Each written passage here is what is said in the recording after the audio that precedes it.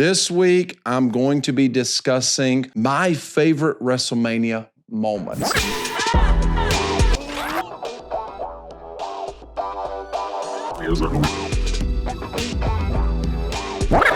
If you're headed to Mania, or if you're sitting back watching it at home and you want to make sure that you're wearing your favorite gear for your favorite wrestler, be sure to head over to rootsoffight.com.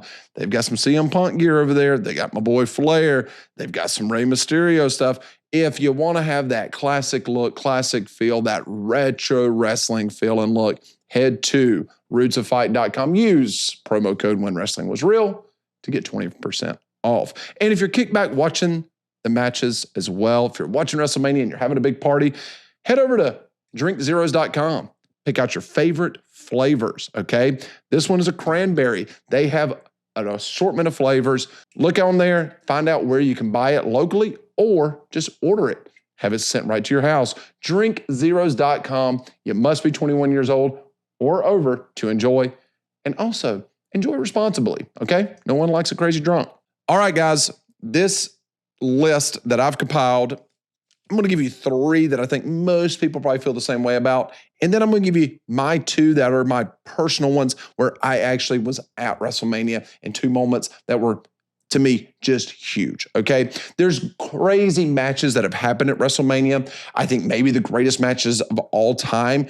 2 of the greatest matches, WrestleMania 25, Shawn Michaels versus Undertaker, Steamboat versus Macho Man, WrestleMania 3 for me. That might be one of the greatest matches in the history of wrestling. Those were great. I've got 3 moments that for me were just awesome.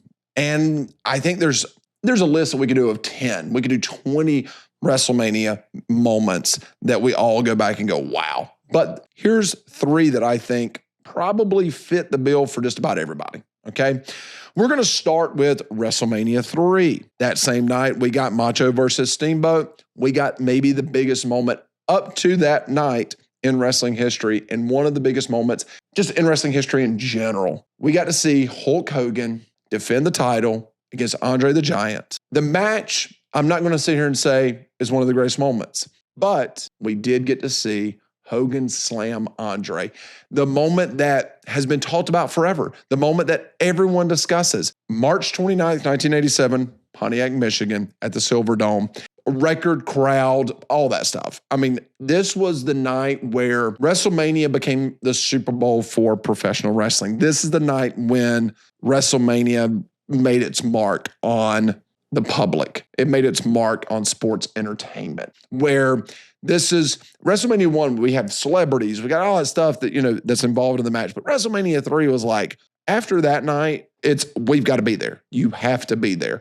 Celebrities are coming and sitting front row. It's the Super Bowl of professional wrestling. And Hogan slamming Andre absolutely solidified it. It's what made it great. The match is not one of the greatest matches of all time. It's not one of the greatest WrestleMania matches of all time. But we all got to see that 1980s superhero in Hulk Hogan defeat the undefeatable. Andre had never lost. Andre was this bigger than life, bigger than the sport itself figure. Andre had never been off his feet. It's all these things played into this. How can you pick this man up? How can anyone beat him? And we've got our superhero going up against him. We could feel it in the air. It's going to happen tonight. It has to happen. But what we were not expecting was for him to actually pick him up and slam him. That doesn't happen to Andre the Giant, but it happened that night. And to me, that's why it has to be put on the list as one of the greatest, if not the greatest moment in WrestleMania history. Speaking of Hulk Hogan, another moment that happened, March 17th, 2002, Toronto, Canada. It's WrestleMania 18. And we get to see the passing of the torch. We get to see Hogan versus The Rock. The Rock at this point is as over as they come. He's got the crowd in the palm of his hands. He's going into this match as the babyface. He's going into this match as the best in the business at that time. Him and Stone Cold are the hottest things going, okay? The Rock is the man. And now he's about to wrestle one of the greatest figures in professional wrestling history. He's going to wrestle Hulk Hogan. We're coming out of WWE purchasing WCW. We're coming out of the Monday Night Wars. It still feels like this is maybe a WWE versus WCW moment. Hogan is NWO, he's Hollywood Hogan. We're seeing the WWE's much better than WCW, and what WWE is just going to now destroy the face of what WCW was in the 90s and during those Monday Night Wars, which was Hollywood Hogan was the face of the Monday Night Wars on the WCW side. This allows us to finally bury that, to finally put it in the ground and squash it forever, and let's move on. What do we get that night? We get Hulkamania. We get Hulkamania for the first time in a long time, baby. Neither wrestler expected it. They've had interviews about this. But in that moment, they're standing in the ring. I'm not saying the match is a top tier WrestleMania match. We'll get to the best matches. What we're talking about is moments. The best moments. Them standing in the ring, staring at each other, was one of the greatest moments where in real time, we watched the roles switch of Rock going babyface to heel, Hogan going heel to babyface, just because of the fans, because of what the fans did in that moment. Hogan didn't do anything. You remember when Hogan comes in and hits Macho Man with a chair, and he switches from Hulk Hogan to Hollywood Hogan for the NWO? He becomes the third man. Hogan didn't have to hit someone with a chair.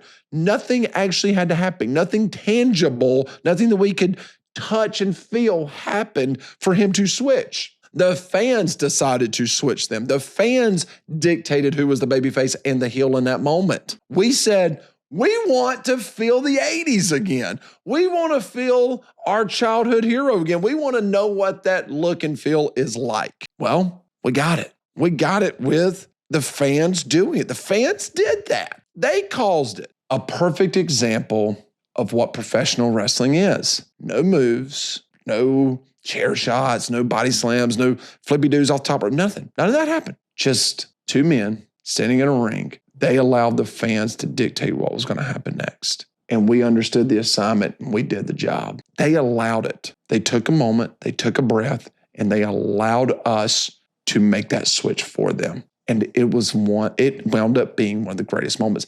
Hogan that night, no matter what he did, the crowd erupted. The crowd blew up every single time. There's a side of me that kind of wishes Hogan would have won that match to see what kind of reaction would have happened. But we needed a changing of the guard. We needed out with the old, in with the new.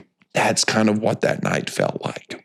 And The Rock did it the right way, and he did it respectfully. That you can say what you want to about Hogan. I know that we talk about like, he's not that great of a worker in his locker room. He was a dick. He was this. He was like, guys, you think back to moments in wrestling history. You think back to time in the 80s and 90s. Hogan's a part of it all. Hogan's all over every bit of it. His thumbprint, his DNA is all over it. He's in every big moment. Say what you will, Hulk Hogan is professional wrestling, and that night we wanted a little bit of nostalgia, and we got it. We got the Hulkamania. We got that 80s, early 90s Hogan again, one more time, and it felt so good. It felt so good. My third favorite moment, and this isn't in any particular order because you guys know that this is my favorite wrestler of all time, so therefore he's probably going to be my favorite moment. It's Shawn Michaels versus Ric Flair.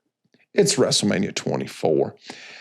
March 30th, 2008, Citrus Bowl, Orlando, Florida. Same weekend, Flair gets put into the Hall of Fame. It's going to be his retirement match. He gets kicked off stage early by Triple H because he's going over during the Hall of Fame speech. We get to see two GOATs. I mean, it's hard to argue. You put 1,000 people in the room and you ask them who the greatest wrestler of all time is, you're going to get every one of them will, if they rattle off 5 people, Flair and Shawn Michaels is going to be in everyone's top 5. If they're not, these people aren't watching professional wrestling. They don't know what they're talking about. You need to leave the room. It's full of a bunch of idiots. Do not lower your IQ because of these human beings and surrounding yourself with them. Find yourself a group of people that understand what they're talking about and become friends with them, because these are two of the top 5 wrestlers of all time. I don't care what anyone says. There's no arguing that.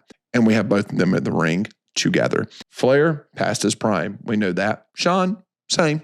Shawn is past his prime, but he ain't out of his prime, because what we saw, this is the first of a handful of years of Shawn Michaels being absolutely perfect, terrific, great, awesome, all the above for the next couple of years with his run with Taker and the Triple H Undertaker match and him, the ref, all those things. The moment, Flair knows the moment's happening. Tears are in his eyes and he's on his knees. He's trying to stand up and he's getting up and he's just telling him, come on, give me more. Come on, I want to keep fighting. I'm the GOAT. I'm the nature boy. I'm the man. This is my life. And you can look in Flair's eyes. You can see his body language, and his entire career is wrapped up in this moment. And he knows that it's all coming to an end. He knows that this is the final chapter in the greatest career in professional wrestling history. He knows it, and it's breaking his heart. And across the ring, the Heartbreak Kid looks at him in his eyes, and he says, I'm sorry. I love you.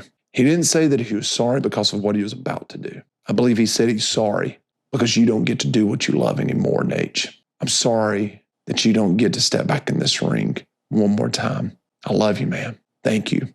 Thank you for all you've done. That's what's going through Shawn's head. He connects to Sweet Chin Music. Flair goes out the way a real champion goes out in their retirement match. On his back, with his opponent pinning him. 1, 2, 3. Nice and clean. Once again, we see the end of an era. We see the end of greatness. We see the end of our childhood in the ring. Kind of what we felt with Rock versus Hogan. Memories, moments, love, passion, all the things that we feel because of this great sport, we see it coming to an end. And it was almost like we all knew that this was Flair's life. Heck, that wasn't his actual last match, as we all know. He loves this game way too much. We didn't feel the Sweet Chin Music. That wasn't what made that moment special. It was what Shawn said to Flair. It was Flair standing there in the ring, on his knees in the ring, crying, begging for just a little bit more because he didn't want it to end. Now, those are 3 big moments. I'm going to go into a couple of moments that are my personal favorites because I was there. Please comment below. Let me know what's your favorite WrestleMania moment. Have you ever been to a WrestleMania? If you have, which one? And what was your favorite moment during that night? My second favorite moment of being at a WrestleMania, and it was my second WrestleMania I ever went to. WrestleMania 40, Philadelphia, Pennsylvania, April 7th, 2024. Night 2. This moment was actually talked about on Joe Rogan when Joe had John Cena on and Tony Hinchcliffe. And Tony Hinchcliffe talked about this moment. And he's like, even Taker didn't tell his co-host of his podcast about what was about to happen. So that day we come to the suite. We're sitting in the suite with Taker. It's before anything's going on. The crowd is found out that Taker's sitting in the suite. He's sitting front row with his family, showing everybody, hey, I'm here. I'm got me a cold beer, eating some food, some wings, having a good time. Family or friends are in there. Taker is Mark Calloway at this point. He's just hanging out with friends and family, chilling out. We're having a blast together. My wife's there. We're just enjoying the evening together. I'm sitting with my wife. We're sitting down watching the matches, and to the left is Undertaker and a family friend of theirs, and them two are just sitting there talking for probably 30 minutes, just BSing. And then all of a sudden, Taker gets up and just he ends up walking out of the suite. I didn't even realize he walked out of the suite. He gets up and walks out of the suite, and didn't think anything of it. Like, there's so many different obligations these guys have going on throughout those evenings. Maybe he's got to go to another suite. He's got some WWE obligations, Fanatics obligations, whatever it might be. So I didn't think anything of it. My wife, after a little bit, she goes, hey, where did Mark go? And I was like, I don't know, babe. I was like, I'm not the keeper of his schedule. He's probably got some other obligations he's got to go take care of. She looks at me and she said, I bet he's going to come out tonight. I was like, first of all, there's no reason for him to come out tonight. And I feel like he probably would have told me. Well, I was wrong. Cody versus Rock is going on. Great match. A lot of fun. And then all of a sudden we start seeing people coming out, and then all of a sudden we have, another moment of this guy, John Cena comes out. I can't remember who all came out that night. And then the lights go out. And as soon as they do, my wife's like, holy fuck, drops the F-bomb, hits me. I'm like, what in the world's going on? Like, it was to have that moment. Lights go out, Taker appears. He's in a 6 feet under hoodie with a 9-line flag sleeve, like it's on TV. That's just such a cool moment. Such a cool moment. Choke slams the Rock, the whole deal. Like, lights go out, lights come back on, he's gone. It takes us back to WrestleMania, 15 of Taker, Rock, all this. Like, it's just a great moment. And that happened in Philly, right? Then the next time Taker and I go into studio to film for 6 Feet Under, I'm like, you sandbagging SOB. You couldn't even have told me. And he said something that I'll never forget. He goes, man, I still believe in kayfabe, brother. And he said, also, if I would have told you, don't you feel like it wouldn't have been as cool, wouldn't have been as fun? You got to feel that emotion that you wouldn't have gotten to a fault. You wouldn't have been able to feel that otherwise. And you know what? He's right. I felt something that I typically wouldn't get to feel because he kept kayfabe. Really cool moment. But my favorite moment in WrestleMania history, WrestleMania 38, is the weekend of Undertaker's Hall of Fame. His Hall of Fame happens on April 1st, 2022, and then WrestleMania is April 2nd and 3rd of 2022. It's happening in Dallas, Texas. And Taker gives an insane speech at his WrestleMania, okay, which was just great. And WWE actually kind of saw that and they were like, oh, we should do the One Dead Man show. And that's kind of how that spawned into the One Dead Man show, was him doing that speech. And they realized, oh man, this guy can actually talk and talk pretty good. He's pretty smart.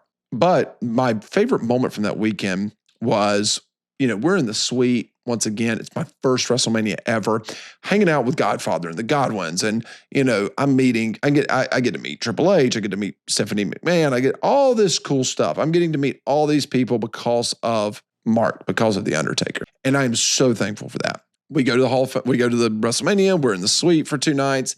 Taker is wrapped up in a million things going on. First night, he comes to the suite for like 5 minutes. That's it. Second night, kind of the same thing. So Michelle, she looks at myself and my brother and my wife's like, hey, would y'all want to go down? They're going to do the whole turning the lights off. Taker's going to come out. They're going to honor him for the Hall of Fame. Do y'all want to experience that? Probably the last time it's going to happen. Well, going to find out it wasn't. But we go down. We're standing on the floor. We're right behind where kind of family and friends sit. Cameras right above us going down to the ring. And we're standing there when all this happens. Lights go out. Such a cool moment to be able to feel that from the floor. If you've never been able to be at a venue when Undertaker comes out, to have that moment, to have that feeling, so cool. So he comes out, they honor him, everything. Michelle looks at my brother and I and my wife's like, hey, there's some seats up front row. Do you guys want to sit down here and watch the matches? And then when the matches are over, if you could just grab the kids and meet us at the van for us to leave. My wife's like, I think I'm going to go back up to the suite and hang out. My sister-in-law was up there and everything. I'm going to go up there and hang out. So, okay. My brother and I were like, yeah, we would love to do that. So he and I go over. We're 10 years old all over again, sitting on the floor of our parents' house watching, wrestling. That was our childhood. So here we are doing the same thing, but now we're front row, WrestleMania 38.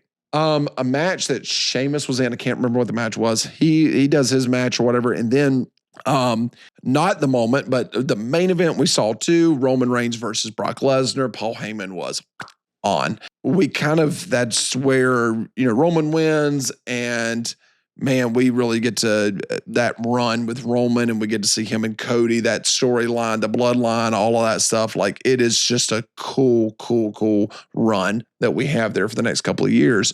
But the moment that really was my favorite moment is my favorite wrestling moment. I talk about this all the time. This moment was so special to me, mainly because my brother was there sitting beside me and we got to share it together, was Pat McAfee wrestles. I can't even really remember who he was. Austin Theory, I think, was the match he was in. And so they're wrestling. Pat does the whole jump off the mat onto the top turnbuckle thing, like super athletic moment. So then we end up seeing, I can't remember the order. I don't know if Stone Cold comes down first or Vince, but we have Stone Cold comes in, he stuns everybody in the ring or whatever. Him and Vince stand there, and Stone Cold hands him a beer. It's so funny. Vince drinking the beer, sipping on it. It's so funny. Go back and watch that interaction. But what we got to see next was what was so special for me. We get to see Stone Cold give the worst stunner in the history of Stone Cold stunners, and he even admitted to that. He kicks Vince in the stomach. He can't get a hold of him to save his life. He finally gets a hold of him, stuns him. Beer's flying. Stone Cold's dying laughing because he realized it couldn't get a hold of Vince. It was a horrible stunner. It was just a funny moment. He's dying laughing. He's in the ring. He's grabbing beers. He goes up, jumps on the second turnbuckle, looks at the crowd. He's right to my left, crushes the beers, and the beer comes flying on top of my brother and I. We get splashed with the beer. We're not soaked by any means, but we get splashed by Stone Cold's beer. And we look at each other and we're kids all over again. Middle-aged men just getting to experience our childhood. Man, what a cool moment. And we get to do it together, my brother and I. That moment is my favorite WrestleMania moment. It's a personal moment. It's not the greatest WrestleMania moment ever, but we got to see, more than likely, 99.9999% chance of we got to see the last time Steve Austin will ever give a stunner to Vince McMahon. Probably the last time we'll ever see Vince McMahon inside the square circle, especially for WWE. And the last time he has that type of moment. It was so cool for me. What a great moment. And at the end of the day, it's all because of The Undertaker and Michelle McCool. Thank you so much for allowing me to crash your party and be inside that suite with you guys. And thank you for giving me that moment, giving me the opportunity to go sit front row at a WrestleMania. That doesn't happen, and I got to experience it. Thank you so much, guys. Y'all mean the world to me. I appreciate it. I would love to hear from y'all. What's your favorite WrestleMania moment? What's your favorite WrestleMania match? Because we may be talking about that pretty soon. Once again, thank you so much for showing up. Thank you so much for watching the video. If you've made it this far, please just go ahead and hit that like button. Leave a comment below. Comment could be, I hate Matt Lyda. I don't care. Leave a comment. Love to talk to you. Love to hear from you. Thank y'all so much. Thank you to Zeros. Thank you to Roots of Fight. Thank you to Nine Line Apparel. And thank you to my buddies over at Redcon for sending me some Jolt Cola. If y'all remember back in the day, Jolt, it was the best. And remember, guys, wrestling's real. And so is God. Look forward to seeing you next week. Thank y'all.